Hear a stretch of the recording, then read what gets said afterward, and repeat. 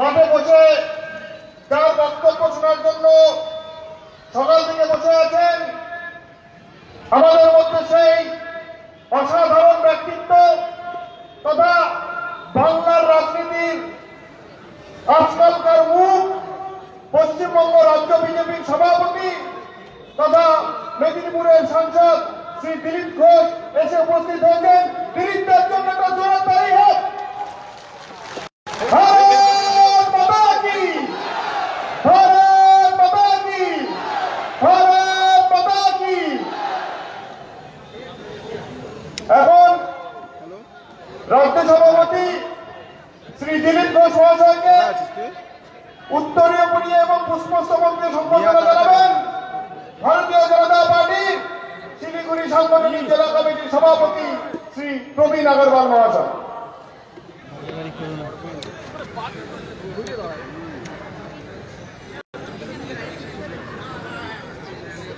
ভাই সামনে সর।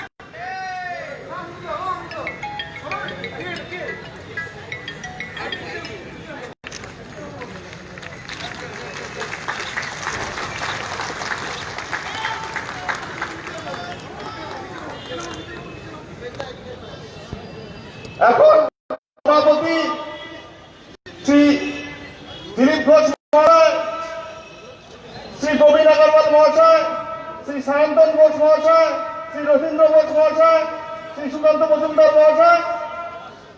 বন্দে মাতরম, বন্দে মাতরম, বন্দে মাতরম। বিজেপি জিন্দাবাদ, বিজেপি জিন্দাবাদ, যুব মোর্চা জিন্দাবাদ, মহিলা মোর্চা জিন্দাবাদ।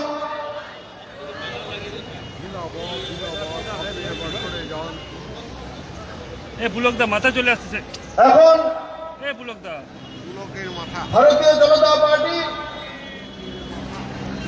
7জন মোর্চার সভাপতি এবং সভানেত্রী, যুব মোর্চার কাঞ্চন, মহিলা মোর্চার বিরিদি, এসসি মোর্চার রাজেন বর্মন, এসটি মোর্চার থেকে মানিক মুর্মু, ওবিসি মোর্চার ভাস্কর দাস, কিষাণ মোর্চার দিনদয়াল সিং এবং মাইনরিটি মোর্চার পক্ষ থেকে নূর আনসারি, তারা এক বিশাল মালা পরিয়ে আমাদের রাজ্য সভাপতি শ্রী দিলীপ ঘোষকে আমাদের মধ্যে স্বাগত ঘোষণা করবে।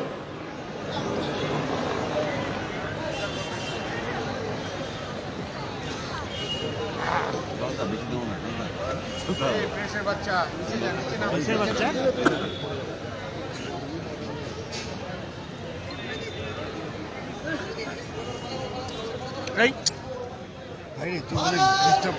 भारत माता की जय, भारत माता की जय, भारत माता की जय, भारत माता की जय। बीजेपी जिंदाबाद, बीजेपी जिंदाबाद, बीजेपी जिंदाबाद। वंदे मातरम, वंदे मातरम।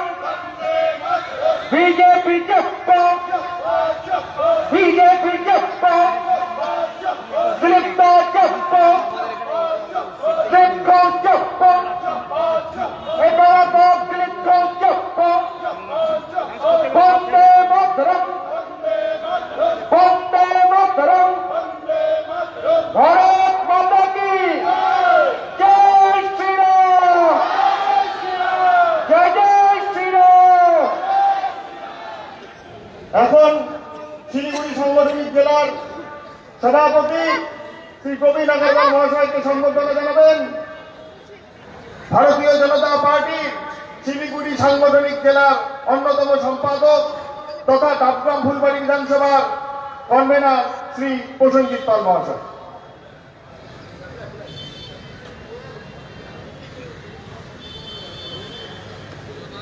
বন্দে মাতরম, वंदे मातरम।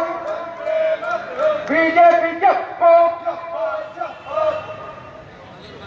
এখন উত্তরবঙ্গ ইন্টারন্যাশনাল স্টেডিয়াম নাবার্ড কমিটির পক্ষ থেকে তার প্রতিনিধিরা আমাদের রাজ্য সভাপতি শ্রী দিলীপ ঘোষ মহাশয়কে উত্তরবঙ্গ তথা শিলিগুড়ির জন্য একটি আন্তর্জাতিক মানের স্টেডিয়ামের দাবিতে একটি তারা দাবিপত্র পেশ করবেন।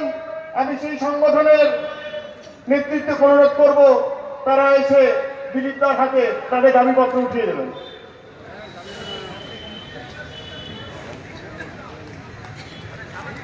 সামনেটা ছেড়ে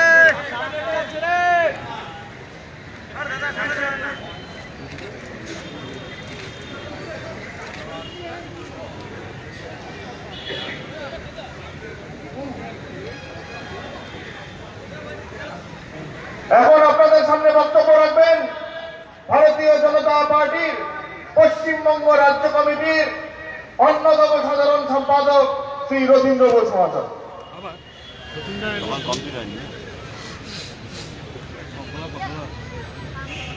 আমাদের মাননীয় সভাপতি দিলীপ ঘোষ আমাদের সাথে এসছেন। আপনারা অধীর আগ্রহে উপস্থিত আছেন এখানে মাননীয় সভাপতির বক্তব্য শোনার জন্য। আমি শুধু দু তিনটে কথা আপনাদের সামনে বলবো। মুখ্যমন্ত্রী মমতা বন্দ্যোপাধ্যায় 2011 সালের ইলেকশনের আগে বহু কথা বলেছে। সুইজারল্যান্ড বানাবেন, দীঘাকে গোয়া বানাবেন, কলকাতাকে লন্ডন বানাবেন, 56,000 কলকারখানা বন্ধ আছে তা খুলে দেবেন, 1 কোটি মানুষের চাকরি দেবেন। কিছুই না নিচে কথা। মানুষ শুধু পরিবর্তন চেয়েছিল কিসের জন্য? গণতন্ত্র বিপন্ন হয়েছিল। আজ এই একই অবস্থা আছে। মুখ্যমন্ত্রী মমতা ব্যানার্জির নেতৃত্বে টিএমসি সরকার গণতন্ত্রের মতো পরিস্থিতি রাখেনি। এখানে মানুষ বিরোধীরা কথা বলার মুখ করছেন। সেই সমর্থনের হেতু মানুষ আশা করছেন যে এই সরকার 10 বছর হয়ে গেছে, পশ্চিমবঙ্গের জন্য কিছুই করতে পারেননি। পশ্চিমবঙ্গ যে জায়গায় ছিল তার থেকে আরো নিচে নেমে এসেছে। তাই মানুষ পরিবর্তন চাচ্ছে। তার প্রতিফলন এক মুখ্যমন্ত্রী মমতা ব্যানার্জির কথাতে হয়েছে।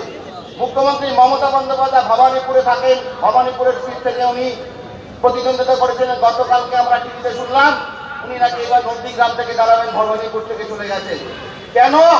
ভবানীপুরের মানুষ মুখ্যমন্ত্রী মমতা ব্যানার্জিকে আর নির্বাচিত করবে না।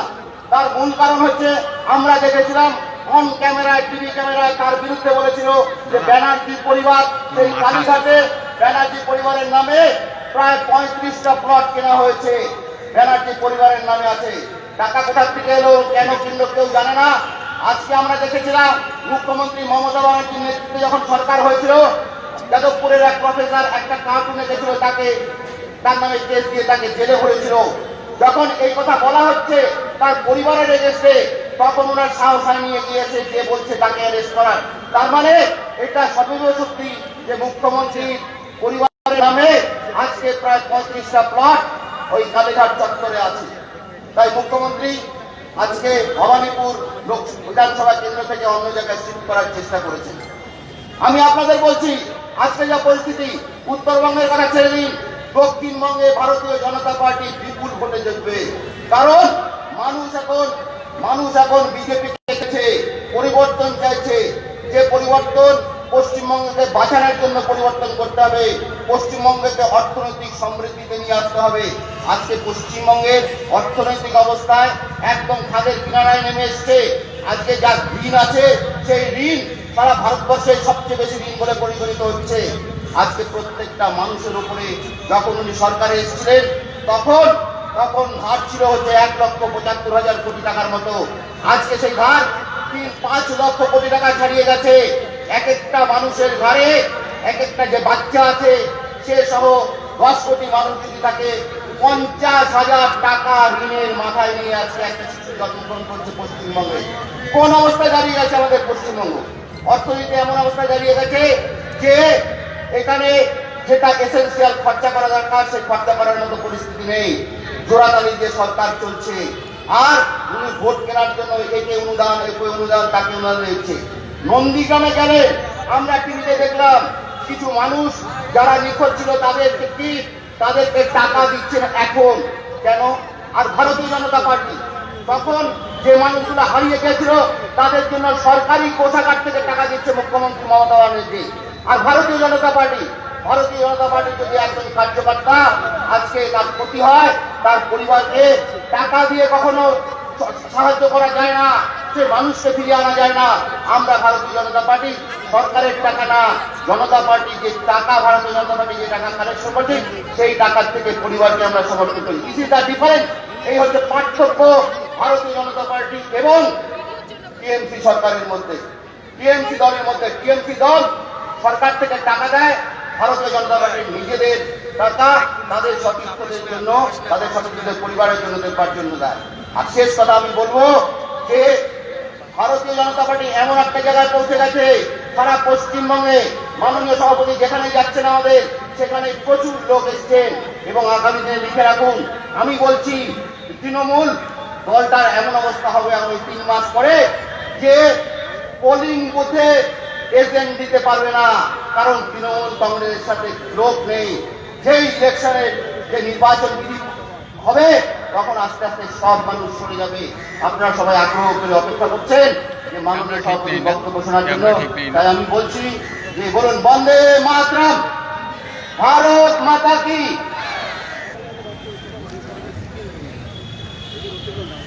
ধন্যবাদ মাননীয় শ্রী রবীন্দ্র বোস মহাশয়কে তার মূল্যবান বক্তব্য তুলে ধরার জন্য। এখন আপনাদের সামনে বক্তব্য রাখবেন ভারতীয় জনতা পার্টির উত্তরবঙ্গ জেলের কো কনভেনার তথা সিকিম প্রদেশের প্রভারী বালুরঘাটের সাংসদ শ্রী সুকান্ত মজুমদার মহাশয়। বলুন আমার সাথে, ভারত মাতা কি। আরো জোরে বলতে হবে। এখানে যত নেতা আছে তৃণমূল কংগ্রেসে দুপুরবেলা ঘুমোচ্ছে নাকে সর্ষের তেল দিয়ে, ঘুম ভাঙাতে হবে। বলুন ভারত মাতা কি। আরে নরেন্দ্র মোদী জিন্দাবাদ, আরে জেপি নাড্ডা জিন্দাবাদ, আরে বাংলা মায়ের দামাল ছেলে দিলীপ ঘোষ জিন্দাবাদ, দিলীপ ঘোষ জিন্দাবাদ। আজকে শিলিগুড়িতে বাঘাযতীন পার্ক, যে পার্কের নামের মধ্যে বিজেপি আছে, বাঘাযতীন পার্ক বিজেপি, সেই পার্কে উপস্থিত যিনি মূল বক্তা তার কথা শোনার জন্য আপনারা অপেক্ষা করছেন, মাননীয় রাজ্য সভাপতি শ্রী দিলীপ ঘোষ, যার নাম শুনলে পরে তৃণমূল নেতারা ভয় পান আর দিদি খোঁজ নিতে শুরু করেন। তৃণমূল দিলীপদা যেখানে যাচ্ছে, ধরুন শিলিগুড়িতে এলেন, তো শিলিগুড়ির নেতাদেরকে ফোন করে খোঁজ নেবে, কিরে গৌতম পার্টিতে আছে তো, না দিলীপদার হাত ধরে চলে গেল, অমুক পার্টিতে আছে তো, না দিলীপদার হাত ধরে চলে গেল। দিদিমণি এখন ঘুমে শুধু দিলীপদা আর দিলীপদা, দিদিমণি আর কিছু দেখতে পাচ্ছেন না। দিদিমণির মনে এখন ভয়ে স্বপ্ন দেখছেন যে ফাঁকা সমুদ্রের মধ্যে ভাসতে ভাসতে যাচ্ছেন, একটা নৌকা, সেই নৌকার মধ্যে বসে আছে লাইফ অফ পায়ের মতো। লাইফ অফ পায়ে যেমন পাই ছিল আর সঙ্গে একটা বাঘ ছিল, সে বাঘের বদলে দিদি আর ভাইপো, পিসি আর ভাইপো আছে, আর নৌকা ফুটো নৌকা আস্তে আস্তে ডুবে যাচ্ছে, আর এক এক করে নেতা লাফ দিয়ে চলে যাচ্ছে সেই নৌকা থেকে। তো দিদিমণি এখন রাত্রিবেলা প্রতিদিন এই স্বপ্ন দেখেন। মাননীয় সেই দিলীপদা আছেন, উপস্থিত আছেন সায়ন্তন দা, উপস্থিত আছেন আমাদের এই উত্তরবঙ্গের মানুষ, মাননীয় রথিনদা সহ আরো অন্যান্য নেতৃত্ব, সবার নাম নিতে পারছি না, সবাই খুব কম, কারণ আমার পরেও আরো দুজন বক্তা আছে, তারপরে দিলীপদা বলবেন। বন্ধুগণ, আমরা এমন এক পরিস্থিতিতে উপস্থিত হয়েছি, মাননীয় মুখ্যমন্ত্রী মাঝে মাঝে উত্তরবঙ্গে আসেন। যখন ভোটের পর উনি প্রথম মুখ্যমন্ত্রী হয়েছিলেন, উনি মাঝে মাঝে আসতেন। আপনারা স্বপ্ন দেখেছিলেন, আমরাও হয়তো দেখেছিলাম যে মুখ্যমন্ত্রী বুঝি উত্তরবঙ্গের কথা ভাববেন, কিন্তু উল্টো দিকে কি দেখলাম আমরা, মুখে আফজাল খার কথা মনে আছে? আফজাল খা শিবাজিকে ডেকেছিলেন বন্ধুত্ব করার জন্য, মুখে মিষ্টি মিষ্টি কথা আর কোমরের মধ্যে তার গোজা ছিল, হাতে ছিল ছুরি। মাননীয় মুখ্যমন্ত্রী সেই রকম উত্তরবঙ্গের মানুষের সাথে করেছেন, উত্তরবঙ্গে এসেছেন, উত্তরবঙ্গের মানুষের কথা বারবার বলেছেন, আর উত্তরবঙ্গের মানুষকে পেছন থেকে ছড়া মেরেছেন। আমার আপনার এমস, যে এমস উত্তরবঙ্গে হওয়ার কথা ছিল, সেই এমসকে তিনি টেনে নিয়ে কল্যাণীতে চলেছেন। মুখ্যমন্ত্রীকে, মাননীয় মুখ্যমন্ত্রীকে উত্তরবঙ্গের মানুষ লোকসভা নির্বাচনে এর প্রতিশোধ দেখিয়ে দিয়েছে, তার ফলাফল দেখিয়ে দিয়েছে। মাননীয় মুখ্যমন্ত্রীকে আমাদের বিধানসভা নির্বাচনেও এর পথ দেখাতে হবে, মুখ্যমন্ত্রীকে দেখাতে হবে যে আপনি যা তাই উত্তরবঙ্গের মানুষের সাথে করতে পারেন না। উত্তরবঙ্গের মানুষেরাও মানুষ, শুধু কলকাতার মানুষরা মানুষ না, উত্তরবঙ্গের মানুষরা মানুষ। আর আগামী দিনে বিজেপি পশ্চিমবঙ্গে ক্ষমতায় আসার পর উত্তরবঙ্গে একটা এইমস তৈরি করবে, এটা আমরা আমাদের নির্বাচনী প্রতিশ্রুতিতে সাধারণ মানুষকে জানাবো, যাতে উত্তরবঙ্গের মানুষ চিকিৎসার অভাবে মারা যেতে না পারে। আর উত্তরবঙ্গের নেতারা, উত্তরবঙ্গের দপ্তরের উন্নয়ন প্রাক্তন মন্ত্রী বর্তমানে বলছেন উত্তরবঙ্গে উন্নয়ন কিছুই হয়নি। হবে কেমন করে? একটা নবান্নের মিনি সংস্করণ উনি বানাবেন বলেছিলেন উত্তরকন্যা। উত্তরকন্যা বানিয়েছেন কি? সেখানে একজন সচিব বসে, আর কোনো ফাইলপত্রের কাজ হয় না, সমস্ত ফাইলপত্র যেতে হয় দক্ষিণবঙ্গে। বারবার উত্তরবঙ্গের মানুষকে ধোঁকা দিয়েছেন। যে বাজেট দেওয়া হয় সেই বাজেটেরও কোনো মাথা মুন্ডু নেই, কোথায় খরচ হবে না হবে। তাই উত্তরবঙ্গের মানুষদেরকে আগামী বিধানসভা নির্বাচনে মমতা ব্যানার্জি আর তার ভাইপোকে আবার দেখাতে হবে পথ। কোন পথ? লোকসভা ভোটের সময় আমরা যে পথ দেখিয়েছিলাম সেই পথ, অর্থাৎ গেট আউট এক্সিট পথ দেখাতে হবে। উত্তরবঙ্গের তৃণমূল কংগ্রেসের কোনো ঠাঁই হবে না, একটা সিটও আগামী বিধানসভা নির্বাচনে আমরা এই তৃণমূল কংগ্রেসকে দেবো না। পিসির এতদিন পর মনে পড়েছে মানুষের কথা। কি বলছেন? দুয়ারে সরকার। দিলীপ দা ভালো বলেছেন, বলে দুয়ারে সরকার না, এটা জমের দুয়ারে সরকার। বলে সরকার তখন আইসিইউতে খাবি খাচ্ছে, জমের দুয়ারে চলে গেছে। আর এখন বলছে আপনার কি কার্ড চাই, রেশন কার্ড, অমুক কার্ড, সব কার্ড হয়ে যাবে। দিদিমণি 9.5 বছর কোথায় ছিলেন? তখন পাত্তা পাওয়া যায়নি। তখন দিদিমণি বলছেন 99% কাজ হয়ে গেছে, 1% মাত্র কাজ বাকি আছে। তাহলে 99% কাজ বাকি থেকে হয়ে গেলে পরে এই 1% কাজের জন্য দিদি আপনাকে দুয়ারে সরকার করতে হলো। আমি জনগণকে বলছি, দুয়ারে সরকার করছে, এদের মুখ দেখে এখন ভুলবেন না। মনে রাখবেন, রাবণ, যে রাবণের আমাদের মনস্বিজ্ঞা বলছিলেন, রাবণও জীবনে একবার গেরুয়া পড়েছিল, ভালো মানুষ সেজেছিল। কখন? সীতাকে হরণ করার সময়, যখন সীতার কাছে ভিক্ষা নিতে গেছিল, সেই সময় রাবণ গেরুয়া পরে ভালো মানুষ সেজেছিল। তাই এই ভালো মানুষ সাজা তৃণমূল কংগ্রেসকে যদি বিশ্বাস করেন, উত্তরবঙ্গের মানুষেরাও সীতার মতো অধিকারের হরণ হবে, সীতার মতো হরণ হবে রাবণ। এই রাবণ ভোট পার হয়ে গেলে নিজের দাঁত মুখ সব বের করে আবার বলবে কি চাই, 99.9% কাজ করে দিয়েছি, আর কিচ্ছু দেব না। তাই এই তৃণমূল কংগ্রেসকে বিশ্বাস করার কোনো জায়গা নেই। এই পিসি ভাইপোর সরকারকে, কাটমানির সরকারকে, আপনাদের এখান থেকে, আমার জেলা থেকে, সব জায়গা থেকে গরু পারাবারের টাকা, বালির টাকা, সব টাকা যাচ্ছে। কার কাছে যাচ্ছে আপনারা বলুন? কার কাছে যায়? ভাইপোর কাছে। ভাইপো ছাড়া কার কাছে? কারো কাছে যায় না। তাই এই সরকারকে রাখার প্রয়োজন নেই। আসুন সকলে মিলে আমরা আগামী যে বিধানসভা নির্বাচন, সেই বিধানসভা নির্বাচনে তৃণমূল কংগ্রেসের এই সরকারকে বিসর্জন দিই। আমার সাথে 2 হাত মুঠ করে বলুন, ভারত মাতা কি, ভারত মাতা কি, ভারত মাতা কি। ধন্যবাদ।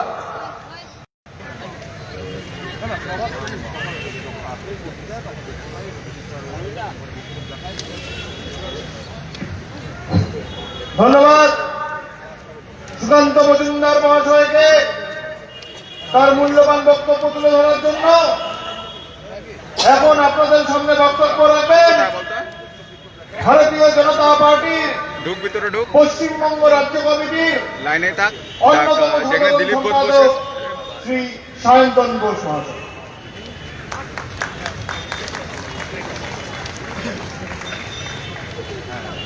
হ্যালো, যেখানে দেখ দিলীপ ঘোষ বসে আছে, উপস্থিত ভারতীয় জনতা পার্টির যেখানে মঞ্চ যেখানে যে শান্তন ঘোষ ভাষণ দিচ্ছে, তথা পশ্চিমবঙ্গের প্রকৃত বিরোধী দলনেতা, মেদিনীপুরের সাংসদ, আজকের এই কার্যক্রমের প্রধান বক্তা মাননীয় শ্রী দিলীপ ঘোষ, উপস্থিত ভারতীয় দেখ জনতা আমি দাঁড়িয়ে পার্টির আছি হাতে বুম নিয়ে, শিলিগুড়ি সাংগঠনিক জেলার সভাপতি মাননীয় যেখানে শ্রী ভাষণ প্রবীণ হচ্ছে। আগরওয়াল, দেখতে পেরেছিস? উপস্থিত ভারতীয় জনতা পার্টি পশ্চিমবঙ্গ প্রদেশের অন্যতম সাধারণ সম্পাদক, এই শিলিগুড়ির বাসিন্দা, প্রখ্যাত চার্টার্ড অ্যাকাউন্টেন্ট লাগা শ্রী ফটাফট। দক্ষিণ বসু, উপস্থিত ভারতীয় জনতা পার্টি বালুরঘাটের মাননীয় সাংসদ, আমাদের কেন্দ্রীয় কার্যকারিণীর সদস্য শ্রী সুকান্ত মজুমদার, উপস্থিত ভারতীয় জনতা পার্টি জেলার নেতৃবৃন্দ এবং এই বাঘাযতীন পার্ক শিলিগুড়ির একটি প্রাণ কেন্দ্র, সেই বাঘাযতীন পার্কে উপস্থিত বিজেপির কার্যকর্তা এবং শিলিগুড়ির স্থানীয় বাসিন্দা। বন্ধুগণ, মাননীয় দিলীপ দা বলবেন, আর দিলীপ ভাই আজকে প্রধান বক্তা। আমি 5 মিনিটের মধ্যে আমার কথা বিরাম দেব, তারপরে মাননীয় দিলীপ দা বলবেন, কারণ সময় কম। দিলীপ দার এরপরে একটি কৃষকের কার্যক্রম আছে, তারপরে আমাদের একটি সাংগঠনিক বৈঠক আছে। দিলীপ দাকে এখান থেকে তাড়াতাড়ি সভা শেষ করে বেরোতে হবে। আমার পূর্ববর্তী বক্তারা বিস্তারিত ভাবে আপনাদের কাছে বর্তমান পশ্চিমবঙ্গের অবস্থা তুলে ধরেছেন। আমি যখন আসছি, আমাকে সাংবাদিক বন্ধুরা প্রশ্ন করলেন যে দক্ষিণ দিনাজপুরে আমাদের সুকান্তদার কেন্দ্রে আজকে তৃণমূলের গোষ্ঠী সংঘর্ষে একজন পঞ্চায়েত সমিতির সভাপতি খুন হয়ে গেছে। তৃণমূলের একটা পঞ্চায়েত সমিতির সভাপতি নাকি খুন হয়ে গেছে। আমি সাংবাদিকদের কাছে শুনলাম, যদি পঞ্চায়েত সমিতির সভাপতি খুন হয়ে গিয়ে থাকে সেটা দুঃখজনক, হওয়া উচিত নয়, কিন্তু পশ্চিমবঙ্গের আইন শৃঙ্খলার যা পরিস্থিতি, তাতে এরকম অবস্থা আরো হবে, এরকম অবস্থা আরো ঘটবে। ভাবতে পারেন, কালকে আমাদের দিলীপ দা আর আমাদের দলের অন্যতম নেতা শ্রী শুভেন্দু অধিকারীর নেতৃত্বে দক্ষিণ কলকাতায় মিছিল হচ্ছে, আর সে মিছিলে তৃণমূলের গুন্ডাগুলো ঢুকে পাথর ছুটছে, মারছে। তবে আমাদের দলের কার্যকর্তারাও সবাই তো গান্ধীজি নন, কেউ কেউ মাস্টারদার সূর্য সেনের আদর্শেও বিশ্বাস করেন। তারাও কালকে দিয়েছে দেব দমাদম, সেই সিনেমা দেখেছিলাম, সেই দেব দমাদম কালকে হয়েছে। আমি আজকে তৃণমূলের নেতাদের বলতে চাই, আমরা জানি এই 1 মাস তোমরা যাওয়ার আগে অনেক মারবে, অনেক রক্ত ঝরাবে, কিন্তু তৃণমূলের নেতারা আজকে লিখে রেখে দিন, আপনারা যত মারবেন, আমরা যত সহ্য করব, তার থেকে বেশি সহ্য আপনাদের করতে হবে। আমাদের কার্যকর্তারা তৈরি হয়েছে, আমরা আইন হাতে নিতে চাই না। কিন্তু আমি খবর পেলাম, আজকে আমাদের একজন কার্যকর্তা আমাকে কমপ্লেন করলেন, এই শিলিগুড়ি থানার ওসি, সে নাকি রাম মন্দিরের পতাকা লাগাতে দেবে না, গেরুয়া পতাকা লাগাতে দেবে না। আমাদের কার্যকর্তাকে বলেছে, ওই পতাকা লাগালে তোমাকে গ্রেপ্তার করব। আমি শিলিগুড়ি থানার আইসিকে প্রশ্ন করতে চাই, গেরুয়া পতাকা শিলিগুড়িতে লাগবে না, তা কি পাকিস্তানে লাগবে? গেরুয়া পতাকা পশ্চিমবঙ্গে লাগবে না, তা কি বাংলাদেশে লাগবে? আর কত পথ আসবে? আমাদের মনে আছে, এখানে উলেন রায় খুন হলো, পুলিশের লোকজন খুন করলো, আমাদের বিরুদ্ধে, দিলীপ দার বিরুদ্ধে সমস্ত রকমের কেসরা করে দিল, মামলা করে দিল। আমি আর দিলীপ দা ওই দিন উত্তরকাণ্ড অভিযানে ছিলাম, পুলিশি ঘেরাটোপের মধ্যে। পুলিশ আমাদেরকে অভিযানের জায়গায় পৌঁছতে দিল না, আটকে রেখে দিল রাস্তার উপরে। আর যত অভিযোগ করা হলো, মামলা করা হলো, এফআইআর করা হলো আমাদের বিরুদ্ধে। আজকে লিখে রেখে দিন যে পুলিশ অফিসারেরা এ ধরনের কাণ্ড করছেন, আর 2 মাস পরে তাদের কপালে কিন্তু দুঃখ আছে, আর 2 মাস পরে দুঃখ আছে। গতকাল ময়নাগুড়িতে তৃণমূল নিজেদের মধ্যে মারামারি করে একজনকে মেরেছে, আর আমাদের 4 জন কার্যকর্তাকে পুলিশ গ্রেপ্তার করেছে। ময়নাগুড়ির পুলিশকে বলছি, যদি ওই 4 জনকে না ছেড়েছেন, যেদিন ক্ষমতায় আসবো সবার আগে ময়নাগুড়ির সবকটা পুলিশকে এখান থেকে সুন্দরবনে পাঠাবো। যা বাঘের সঙ্গে লড়াই করুক, বাঘ আর কুমিরের সঙ্গে লড়াই করুক, প্রয়োজনে নতুন থানা বানাবো, জঙ্গলের মধ্যে ঢোকাবো, ওখানে বসিয়ে রেখে দেবো, ওখানে বসিয়ে রেখে দেবো। আজকে তৃণমূল লড়াই করতে পারছে না, শুধু পুলিশ আর সমাজ বিরোধীদের এগিয়ে দিচ্ছে। তৃণমূল নেই, তৃণমূল হাওয়া, তৃণমূলের অস্তিত্ব বাংলায় নেই, তৃণমূল থাকবে না। আর 2-3 মাস পরে দেখুন, পিসি আর ভাইপো ছাড়া কেউ দলটা করবেন না। আমার আগের বক্তা রথিন্দা বলেছেন, ভবানীপুরে হাঁটতেন, নন্দীগ্রামে গেছেন। এখন আপনারা ভাবুন, ভবানীপুরে বেশি ভোটে হারবেন না নন্দীগ্রামে বেশি ভোটে হারবেন? এখন 7টা চলে, জুয়া চলে, জানেন তো? কলকাতার মধ্যেও চলে, বেআইনি হলেও চলে। তৃণমূলের লোকেরা এসে জুয়া খেলে, আর তারাই জুয়া ধরছে যে দিদিমণি ভবানীপুরে 50,000-এ হারবে আর নন্দীগ্রামে 1 লাখে হারবে, কোনটাতে বেশি ভোটে হারবে। তাহলে কেউ বলছে ভবানীপুরে বেশি ভোটে হারবে, কেউ বলছে নন্দীগ্রামে বেশি ভোটে হারবে। শুধুমাত্র ভাবছেন 85,000 মুসলমান ভোট আছে নন্দীগ্রামে, তারা আপনাকে জিতিয়ে দেবে? বন্ধুগণ, 2,15,000 হিন্দু নন্দীগ্রামে আছে। বলে গেলে চলবে না, শুধু মুসলমান মুসলমান করে ভোটে জেতা যায় না। আমরা সবকা সাথ সবকা বিশ্বাস, প্রত্যেকটা মানুষকে সাথে করে নিয়ে যেতে চাই। বাংলায় আমরা পরিবর্তন চাই। পশ্চিমবঙ্গে আমাদের সুযোগ করে দিন। ভারতীয় জনতা পার্টিকে আপনারা আশীর্বাদ করুন। নরেন্দ্র ভাই মোদীর নেতৃত্বে আমরা কাজ করছি। আমাদের সরকার ঘর দিয়েছে, প্রধানমন্ত্রী আবাস যোজনা, এখানে নাম পরিবর্তন করে বাংলা আবাস যোজনা। আমাদের সরকার শৌচালয় দিয়েছে, প্রধানমন্ত্রী স্বচ্ছ ভারত, এখানে নাম পরিবর্তন করে নির্মল বাংলা। আমাদের সরকার রাস্তা দিয়েছে, প্রধানমন্ত্রী গ্রাম সড়ক, এখানে নাম পরিবর্তন করে বাংলা সড়ক। আমাদের সরকার গ্যাস দিয়েছে, গরিব মানুষকে গ্যাস দিয়েছে, উজালা যোজনা। যে সমস্ত দিদিরা তাহলে তোমাকে বাড়ি দেব, আমাকে টাকা দাও তাহলে তোমাকে শৌচালয় দেব, আমাকে টাকা দাও তাহলে তোমাকে টেটে পাস করাবো, আমাকে টাকা দাও তাহলে তোমাকে চাকরি দেব। বন্ধুগণ, টাকা দিচ্ছে মোদি, কাটমানি খাচ্ছে দিদি।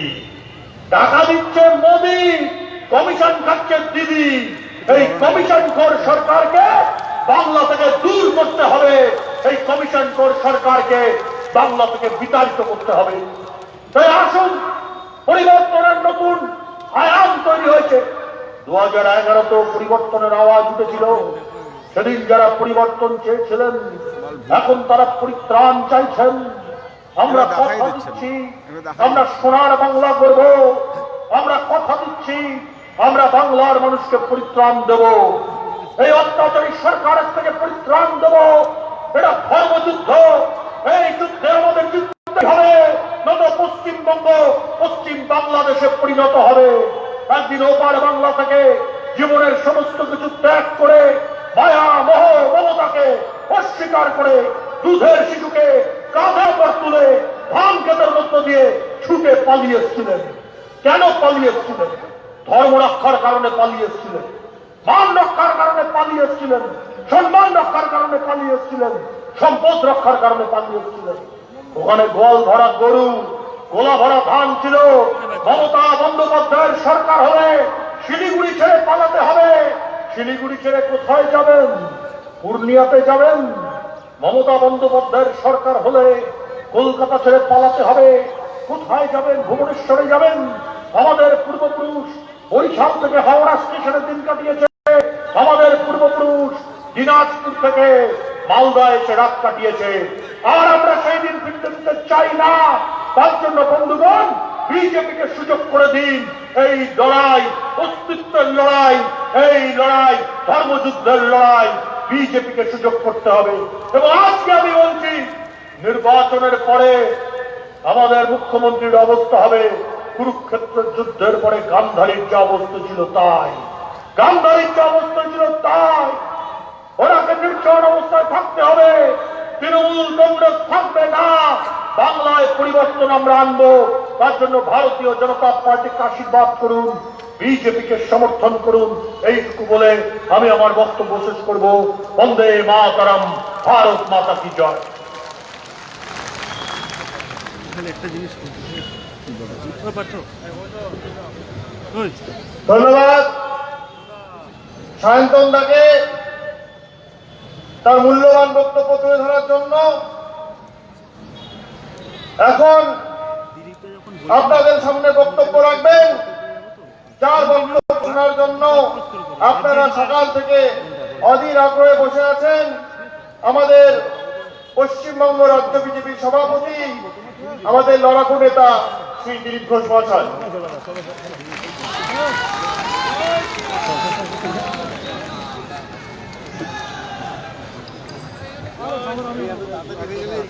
भारत माता की वंदे मातरम।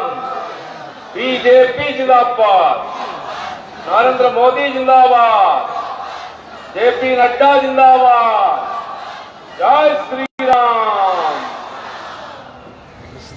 অনেকদিন পরে আমরা এখানে এই মাঠেতে সভা করছি।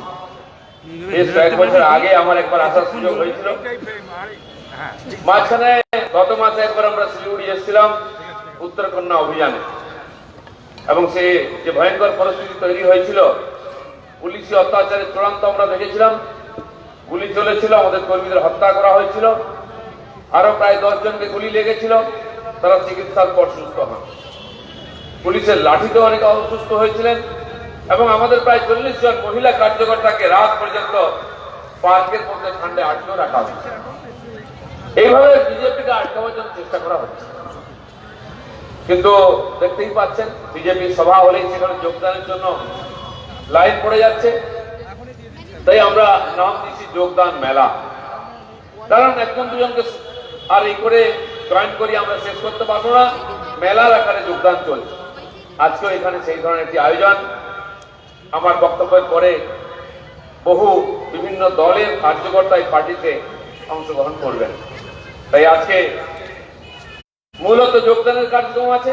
এই কার্যক্রম উপস্থিত আমাদের পার্টির এই যে দার্জিলিং জেলাকে আমরা দুটি ভাগ করেছি, তার সমতলের যে জেলা আমরা বলি শিলিগুড়ি জেলা, তার সভাপতি মাননীয় প্রবীণজি, আমার সঙ্গে কলকাতা থেকে এসেছেন এই জোনের অবজারভার তথা সাধারণ সম্পাদক শ্রী সায়ন্তন বসু, আমাদের এখানে সাধারণ সম্পাদক মাননীয় প্রতির বোস, এই জোনের কনভেনার সুকান্ত মজুমদার, মাননীয় এমপি বালুরঘাট, এছাড়া আমাদের জেলার প্রাক্তন সমস্ত সভাপতিগণ, জেলা পদাধিকারী, মন্ডল, মোর্চা, সেলের পদাধিকারীগণ, সর্বোপরি বহু সংখ্যায় উপস্থিত স্থানীয় সুধী নাগরিকবৃন্দ, মা বোনেরা এবং আমাদের কর্মীরা, সবাইকে আমি ইংরেজি নতুন বছরের মকর সংক্রান্তির অভিনন্দন জানাচ্ছি।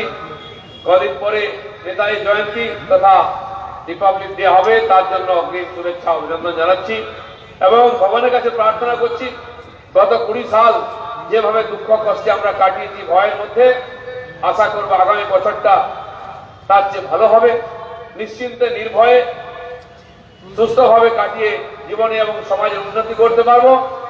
নূতন বছরে নূতন সরকার এসে এই বাংলার উন্নয়ন করবে, আমাদের সংকল্প আমাদের স্বপ্নকে সফল করবে, এই আশা আমার আছে। বন্ধুগণ, তারা পশ্চিমবাংলায় রাজনৈতিক পারদ করতে আরম্ভ করেছে। নির্বাচন আছে, এপ্রিল মে মাসে সাধারণ নির্বাচন বিধানসভা, কিন্তু আমাদের এখানে নির্বাচন মানে একটা আলাদা ইভেন্ট শুরু হয়ে যায়, ফেস্টিভ্যালের মতো হয়ে যায়। তাই নির্বাচন এত দূর থাকা সত্ত্বেও সভা সমিতি ইত্যাদি চলছেই, আর তার সঙ্গে সঙ্গে রাজনৈতিক হিংসা বেড়ে চলেছে। কালকে আমরা দক্ষিণ কলকাতায় রোড শো করছি। আমাদের দিদিমণি গেছেন নন্দীগ্রামেতে, যেখান থেকে তার উত্থান হয়েছিল, সেখানে পার্টিটা এখনো আছে না উঠে গেছে দেখতে গেছে। আর আমরা ঠিক উল্টো তার এলাকা ভবানীপুর টালিগঞ্জ এলাকায় রোড শো করছে। আমরাও দেখছিলাম কলকাতার মানুষ আমাদের সঙ্গে আছেন কিনা, কিন্তু সেই 3 কিলোমিটার ব্যাপী বিশাল জনতার যে সমাবেশ 3 ঘন্টা লেগেছে, 1.5 ঘন্টা লেগেছে পার করতে, এইটা দেখে টিএমসি কার্যকর্তারা কর্মীরা সহ্য করতে পারেননি, তাদেরকে ঝটকা লেগে গেছে। তাই রাস্তায় ইট পাথর ছোড়া হয়েছে আমাদের সেই র্যালির উপরে। কালো পতাকা দেখিয়েছে, লাঠি নিয়ে তেড়ে এসছে।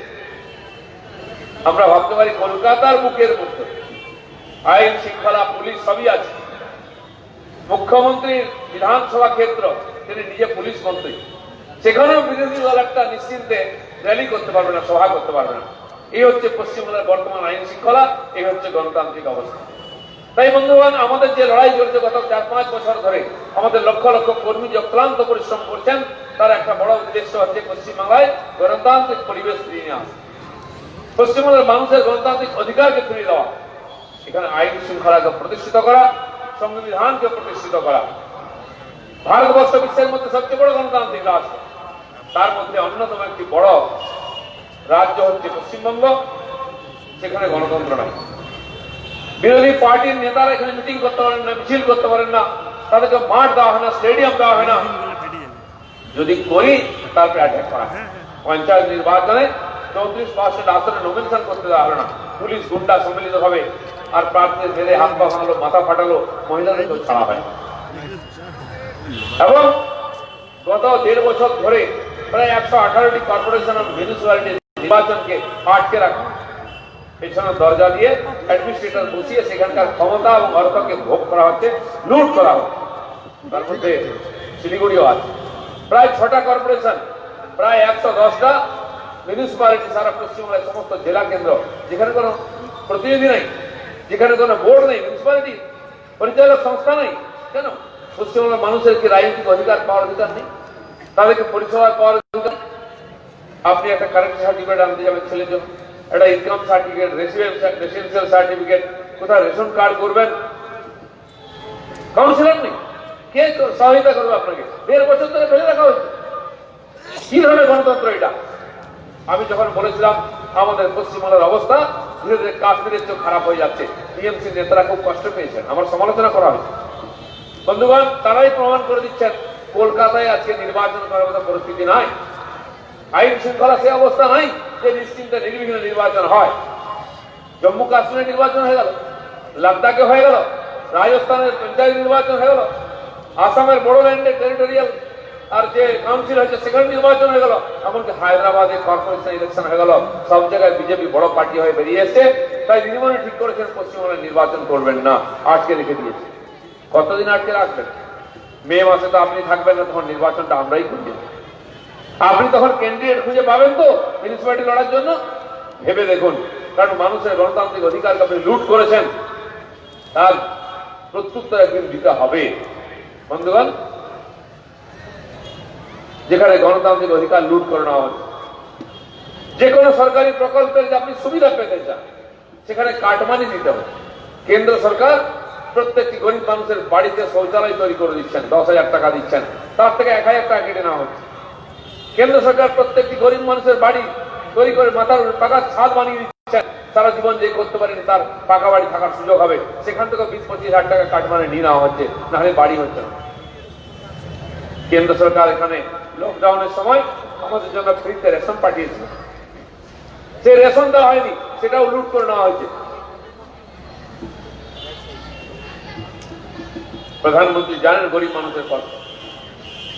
যখন লকডাউন শুরু হলো, করোনা ভাইরাসের প্রকোপ সারা দুনিয়া জুড়ে মহামারী শুরু হয়ে গেল, সাধারণ মানুষ চিন্তায় ছিলেন যে কি করব, কি খাবো, কাজ নেই, কম্ম নেই, ব্যবসা নেই, চাকরি নেই, রাস্তাঘাট বন্ধ, গাড়ি ঘোড়া চলছে না, কি করব? প্রধানমন্ত্রী বলেছেন আপনারা চিন্তা করবেন না, বাড়ির বাইরে যাবেন না, মহামারী চলছে, আপনিও অসুস্থ হতে পারেন, জীবনহানি হতে পারে, আমরা আপনার বাড়িতে রেশন পৌঁছে দেব। প্রত্যেক ব্যক্তির জন্য 5 কিলো চাল ডাল দিয়েছেন, সবাই পেয়েছেন। কিন্তু এখানে রেশন ব্যবস্থার এত গন্ডগোল, এত দুর্নীতি, বলছে ছোট কার্ড চলবে না, ডিজিটাল কার্ড চলবে না, বড় কার্ড চলবে না, রিসিট লিখে দিলে চলবে না, কি চলবে তাহলে? সে রেশন মানুষ পুরোপুরি পায়নি, কেউ অর্ধেক পেয়েছে, কেউ মোটেই পায়নি।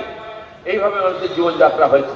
যে যুবকরা এখান থেকে চাকরি করতে গেছেন বাংলার বাইরে, রাজস্থানে, গুজরাটে, হরিয়ানায়, মধ্যপ্রদেশ, মহারাষ্ট্র, কর্ণাটক, প্রায় 40 লক্ষ যুবক পশ্চিমবঙ্গ ছেড়ে চলে গেছেন পেটের জন্য। বাড়িতে বুড়ো বাবা মা বসে আছেন, তাদের মুখে জল দেওয়ার লোক নেই, ওষুধ দেওয়ার লোক নেই।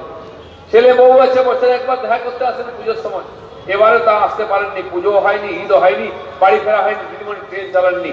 সারা দেশের লক্ষ লক্ষ শ্রমিক সে রাজ্যের পরিচালিত ট্রেনের তারা নিজের বাড়ি ফিরে গেলেন।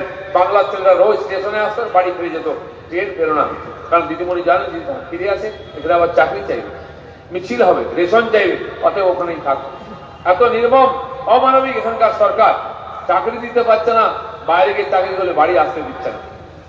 সার্বিকভাবে এখানকার মানুষের জীবনকে ব্যস্ত আর অস্তব্যস্ত করে দেওয়া হচ্ছে।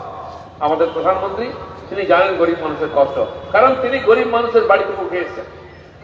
একটা ঘরের মধ্যে পরিবার থাকতো, মা রান্না করছেন, এদিকে ছেলেরা পড়ছে, সবার চোখে জল পড়ছে, ধোঁয়ায় ঘর ভরে যাচ্ছে। তার কল্পনা ছিল যে কোনো সুযোগ পাই মায়েদের চোখে জল মুছিয়ে দেবো।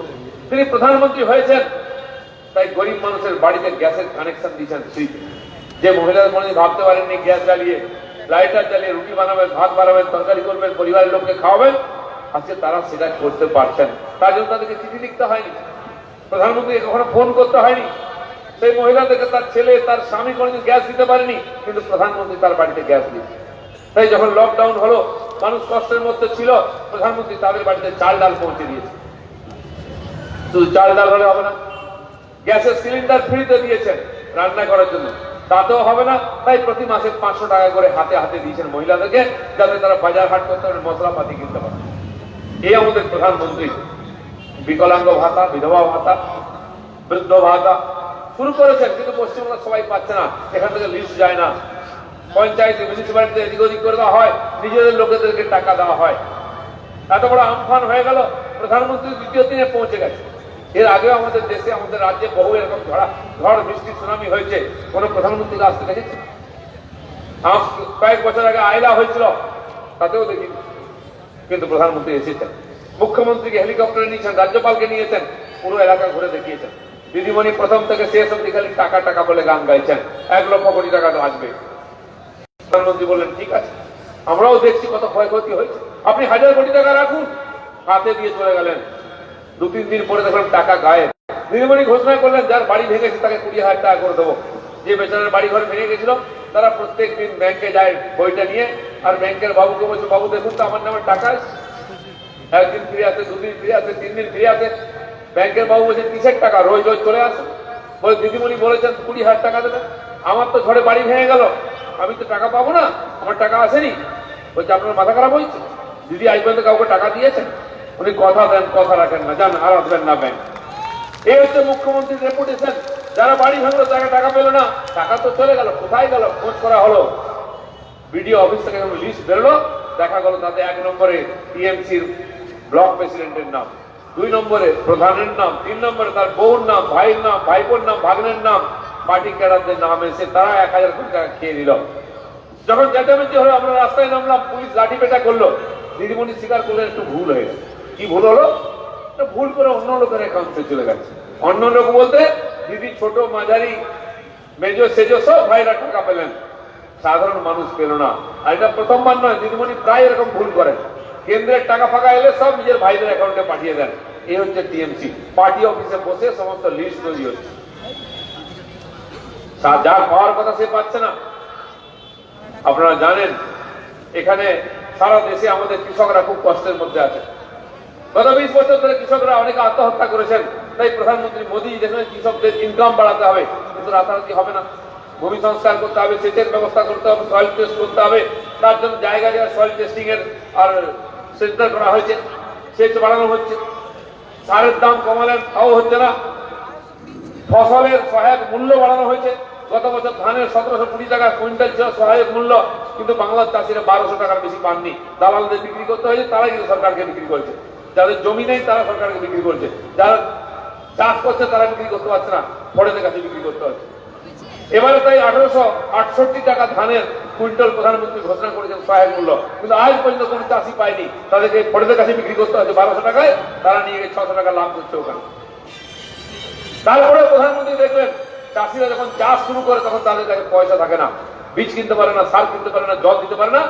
তাই সহায়তা করতে হবে। প্রধানমন্ত্রী কৃষক সম্মান নিধি চালু করলেন, বছরে 6000 টাকা।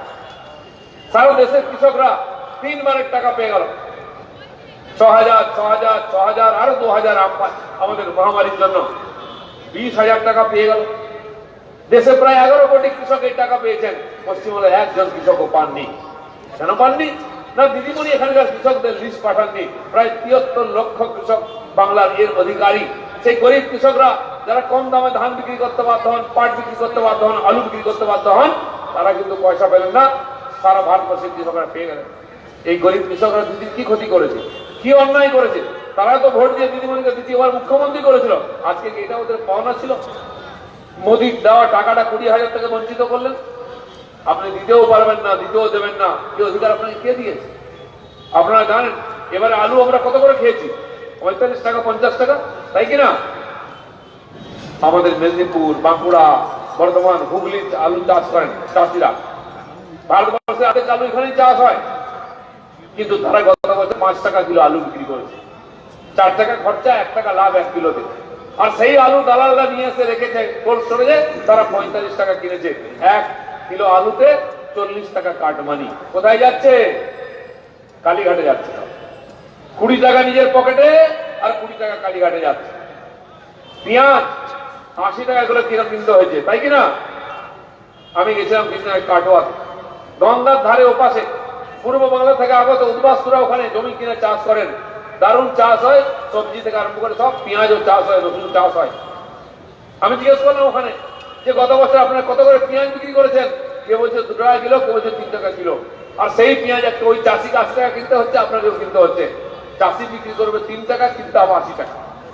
চাষি আলু বিক্রি করবে 5 টাকা, কিনতে হবে 45 টাকা, 50 টাকা। আর এবারে আলু চাষের জন্য যে বীজ কেনা হচ্ছে সেটা 100 টাকা করে কিলো কিনতে হচ্ছে চাষিকে, তাকে বিক্রি করতে হবে 5 টাকা।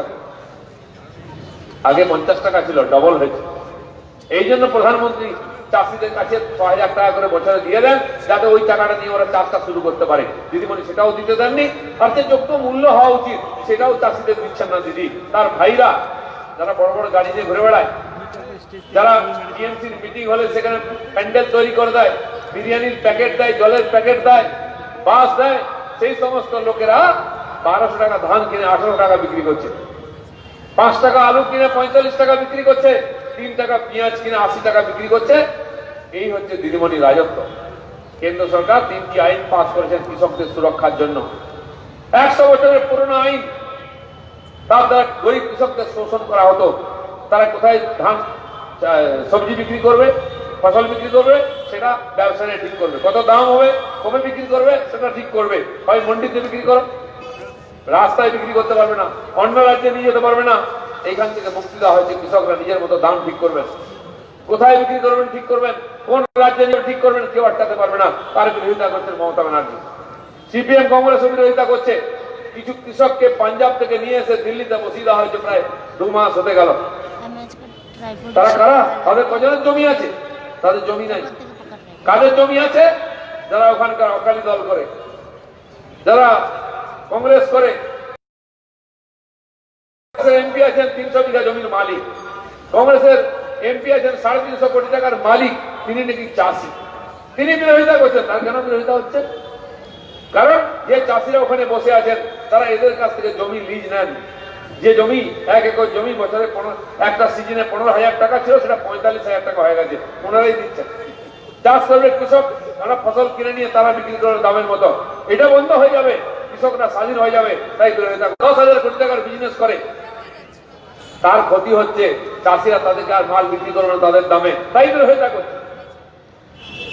পাঞ্জাবে প্রায় 40,000 এরকম দালাল আছেন, পড়ে আছে, যারা চাষিদের কাছ থেকে কম দামে মাল নিয়ে বেশি দামে বিক্রি করে।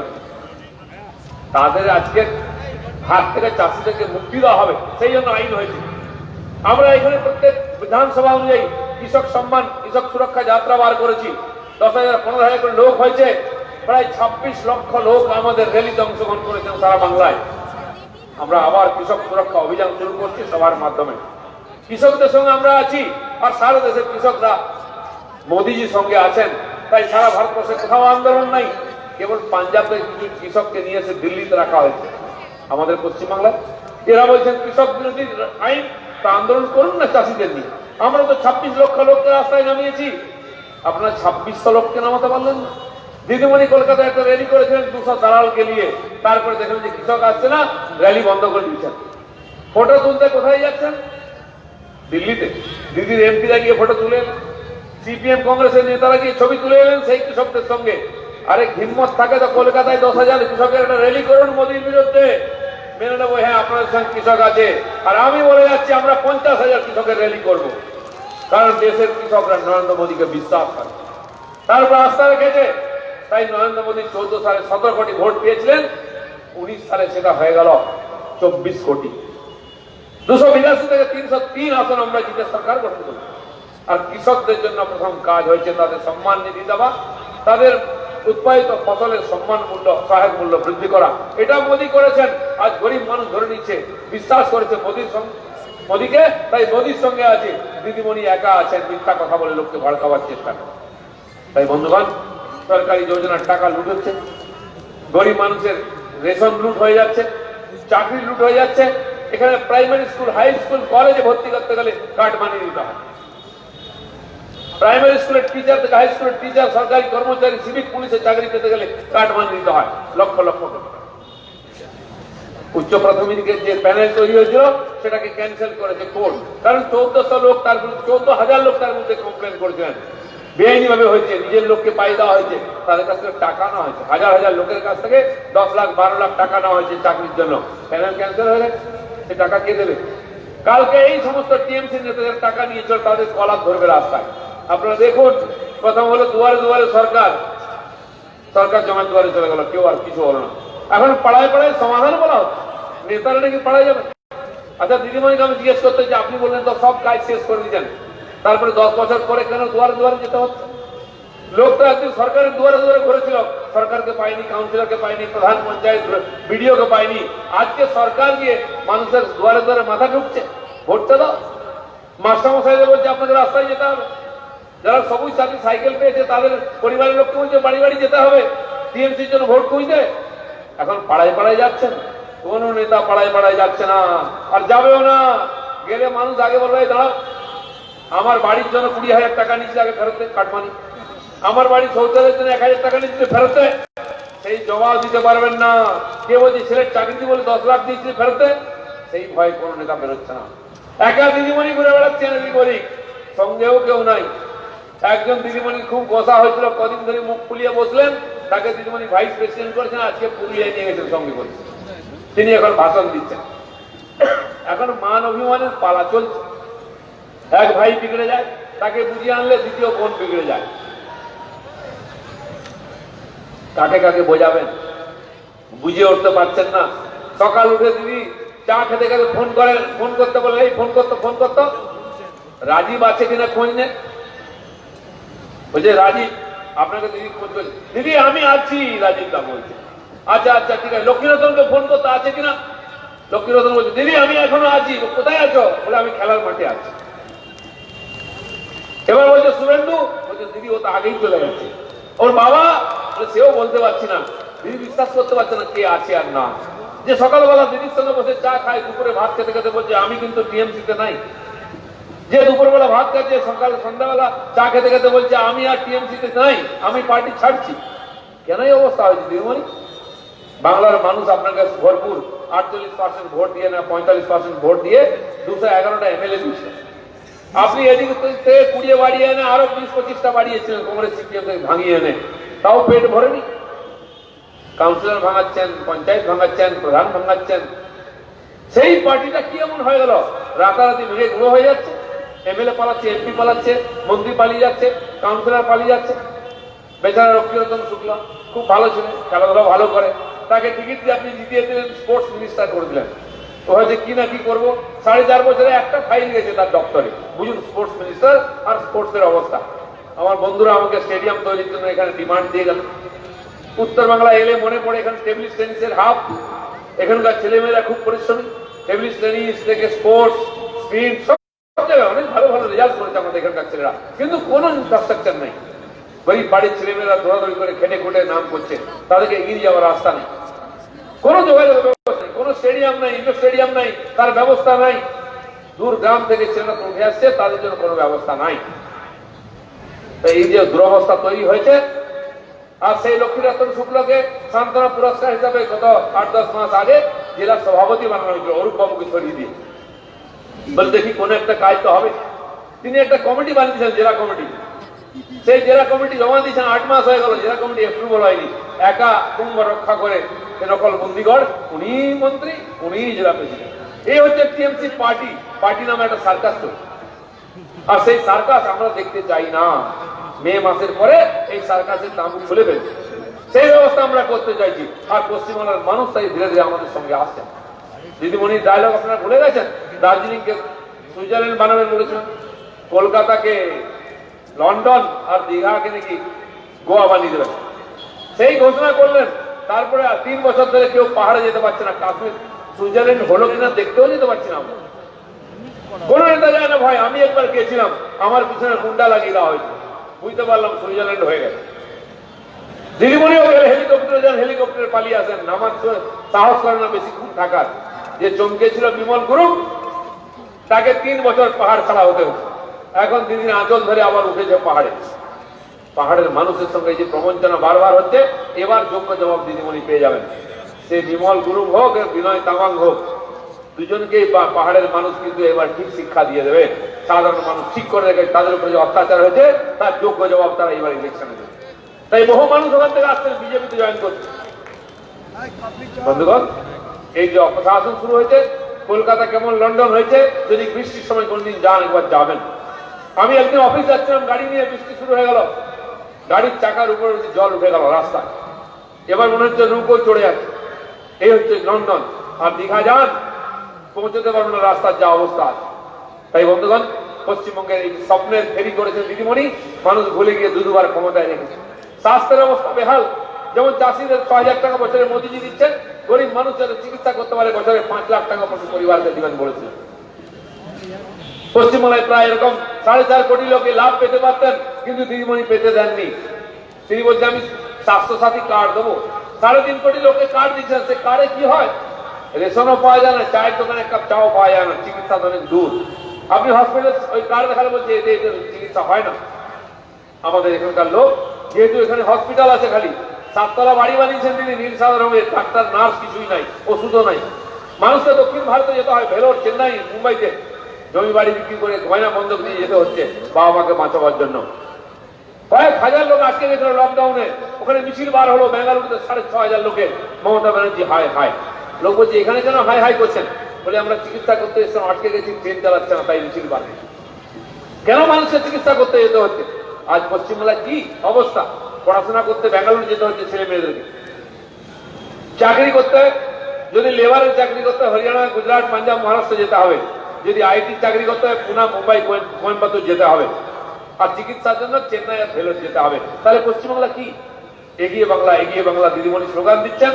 খুন ধর্ষণে এগিয়ে বাংলা, অপশাসনে এগিয়ে বাংলা, দুর্নীতিতে এগিয়ে বাংলা, কাটমানি আর সিন্ডিকেটে এগিয়ে বাংলা। তাই বাংলার পরিবর্তন দরকার। আর সেই পরিবর্তন খালি ঝান্ডা পরিবর্তন নেই, মুখ্যমন্ত্রী পরিবর্তন নাই, পশ্চিমবাংলার আমূল পরিবর্তন আমরা করব। আমরা চাই থানায় গেলে লোকে পুলিশ পাবে, রিপোর্ট করতে পারবে, একটা এফআইআর না হয় না।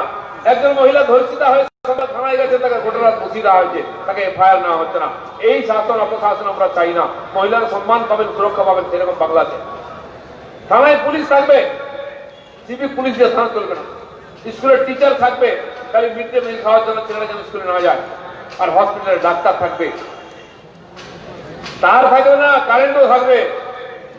এরকম আমরা বাংলা তৈরি করতে চাই, তাই লড়াই করছি, সেই পরিবর্তন আমরা চাইছি। তাই বন্ধুগণ, ভারতীয় জনতা পার্টি সারা ভারতবর্ষে এই সুশাসন দিয়েছে, সেই অধিকার নিয়ে আমরা বলছি। পশ্চিমবাংলার মানুষ জানে না সুশাসন কি, কারণ বিজেপি কোনদিন ক্ষমতায় আসেনি। গণতন্ত্র কি 50 বছর ধরে আমরা জানি না, কারণ সেই সিদ্ধার্থ বাবুর আমল থেকে গণতন্ত্র গায়েব হয়ে গেছে। এখানকার মানুষ গণতন্ত্রহীনতায় ভুগছে। তাই ভারতীয় জনতা পার্টি ক্ষমতা এলে সুশাসন কাকে বলে দেখাবে, উন্নয়ন কাকে বলে দেখাবে, গণতন্ত্র কাকে বলে দেখাবে, ব্যক্তি স্বাধীনতা কাকে বলে দেখাবে। মানুষকে ভোটের জন্য লাইনে দাঁড়িয়ে ভয় পেতে হবে না। ভোটের দিন বুথে বোম পড়বে না, বাড়ি থেকে বেরোবার সময় চিন্তা হবে না যে ভোট দিতে পারবো কিনা। যে লোক বিধানসভার ভোট আসছে, আবার চিন্তা শুরু হয়ে গেছে, দাদা ভোট দিতে পারবো তো? কেন চিন্তা হয়? সারা দেশে তো হয় না। লোকসভা নির্বাচনে সারা দেশে 500টা আসনে কোথাও একটা ইট পড়েনি, পাটকেল পড়েনি, একটা এফআইআর হয়নি। পশ্চিমবাংলায় 42-43টা আসনে গন্ডগোল হয়েছে, গুলি চলেছে, মানুষ মারা গেছে। আমাদের এখানে চোপড়াতে লোকের রাস্তা অবরোধ করেছে, ভোট দিতে দেয়নি বলে। তালা মেরে দিয়েছে বুথে, সেন্ট্রাল ফোর্স না হলে ভোট হবে না। সেই বাংলার পরিবর্তন করতে চাই। মানুষ গণতান্ত্রিক অধিকার নিজের মতো করে প্রয়োগ করে নিজের প্রতিনিধি নির্বাচন করবে, সেরকম পরিস্থিতি তৈরি করতে চাই আমরা। তাই আসুন, সব পার্টিকে সুযোগ দিয়েছেন, অনেক পরিবর্তন হয়েছে, কিন্তু মানুষের জীবনের পরিবর্তন হয়নি। দিদিমণি কি উন্নয়ন করেছে? কি উন্নয়ন করেছেন? আমরা রাস্তাঘাটে দেখতে পাই না লোকজন, দেখি তখনই গ্রামের মধ্যে যখন যাই, কোন একটা সুন্দর বাড়ি, নীল সাদা করা রং, সেটা উন্নয়নের প্রতীক। সেটা কার বাড়ি? সেখানকার টিএমসির নেতার বাড়ি, পঞ্চায়েতের প্রধানের বাড়ি, কাউন্সিলরের বাড়ি, নতুন গাড়ি কাউন্সিলরের গাড়ি, বাড়ির সামনে পাকা রাস্তা টিএমসির নেতার, জলের ঘর টিএমসির নেতার। এই উন্নয়ন হয়েছে, টিএমসির নেতাদের উন্নয়ন হয়েছে, পঞ্চায়েত মিউনিসিপালিটির কাউন্সিলরদের উন্নয়ন হয়েছে, সাধারণ মানুষের হয়নি। সেই সাধারণ মানুষ ৭৩ বছর ধরে যার অপেক্ষায় আছেন ভারতীয় জনতা পার্টি তাদের সে স্বপ্ন পূরণ করতে চায়। তাই আসুন আগামী এপ্রিল মেতে যে ভোট আছে সেই ভোট যাতে নিরপেক্ষ শান্তিপূর্ণ হয় তার সব ব্যবস্থা আমরা করব। 11 সালের চেয়েও নির্বিঘ্নে নিঃশব্দে ভোট হবে সেই ব্যবস্থা আমরা করব। আপনাদের দায়িত্ব সাধারণ মানুষকে বলুন, বাড়ি থেকে বেরিয়ে লাইনে দাঁড়িয়ে নিজের ভোটার কার্ড দিয়ে ভোট দিয়ে বাড়ি যাবেন, কেউ চোখ দেখাতে পারবে না, সেই পরিস্থিতি তৈরি করতে চাই। তাই এখানকার পুলিশকে ভোটে আমরা কষ্ট দেবো না। তারা থানায় বসে থাকবেন, 100 মিটার দূরে গাছের তলায় বসে খৈনি খাবেন, সেন্ট্রাল ফোর্স সেখানকার ভোট চালাবে, তারাই বুথ সামলাবে, তারাই মানুষকে সহযোগিতা করবে যাতে তারা ভোট করতে পারে। আপনার দায়িত্ব পরিবর্তনের পক্ষে ভোট দিয়ে ভারতীয় জনতা পার্টিকে জেতানো, আর সেই নির্বাচনে 200 সিট পেয়ে ভারতীয় জনতা পার্টি সরকার গঠন করবে আর বাংলাকে সোনার বাংলায় রূপান্তরিত করবে। এই আশা রেখে সংকল্প করে সবাইকে ধন্যবাদ। ভারত মাতা কি জয়।